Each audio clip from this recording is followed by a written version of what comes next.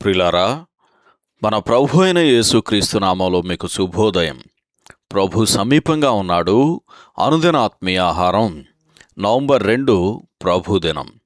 నేటి మన ధ్యాన లేఖనం మత్తయి సువార్త 26వ అధ్యాయం 39వ వచనం. నా తండ్రి, సాధ్యమైతే ఈ గిన్నె నా యొద్ద నుండి తొలగిపోనిమ్ము, అయినను నా ఇష్ట ప్రకారము కాదు, నీ చిత్త ప్రకారమే కానిమ్మని ప్రార్థించను.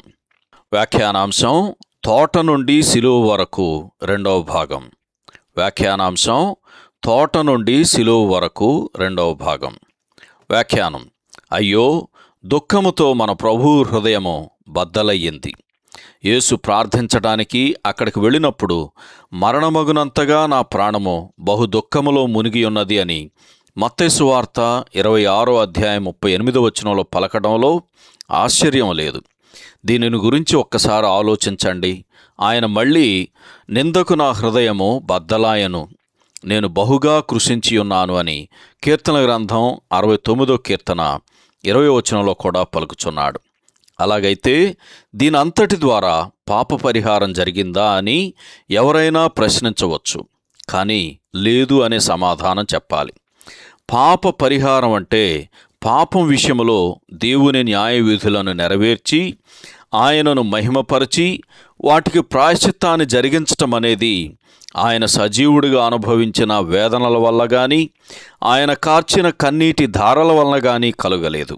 గెత్సెమనే తోటలో ప్రభువు ప్రశాంతంగా, నిశ్శబ్దంగా ప్రతిదానిని ఆలోచిస్తూ, ప్రతిదానిని తరచి చూస్తూ, అంచనా వేస్తూ ఉండటం వలన ఆయన ధన్యమైన తన ఆత్మలో ఎంతో గాఢమైన దుఃఖాన్ని పొందాడు. అయితే గెత్సెమనే తోట గొల్గొతా కాదు అని మనం గమనించాలి. గెత్సెమనే తోటలో ఆయన ప్రతిదీ చూసి బేరీజు వేసుకున్నాడు. చెప్పాలంటే తోటలో ఆయన గిన్నెను తీసుకొని దానిలోని ప్రతిదానిని చూశాడు. శిలువ మీద ఆయన ఆ పాత్రలోనివి త్రాగాడు. ఆయన తన తండ్రి చిత్తానికి లోబడి, నా ఇష్ట ప్రకారము కాదు, నీ చిత్త ప్రకారమే కానిమ్ము అని చెప్పాడు. అక్కడ క్రీస్తు యొక్క పరిపూర్ణత కనబడుచున్నది.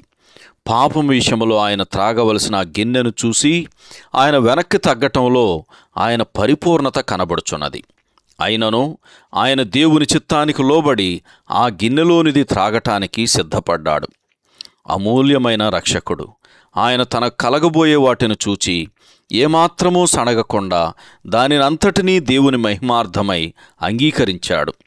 ప్రభు మాట్లాడిన ఆ గిన్నెలో మానవుడు కలుగజేయగల దుఃఖములలో ఏదీ, దేవుని హస్తం కలుగజేయగల దుఃఖములలో ఏదీ కొదువు కాలేదు.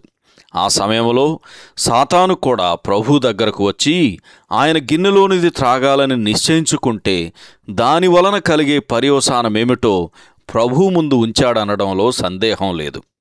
సహోదరుడు WTP వోల్సన్ శుభములతో వందనాలు.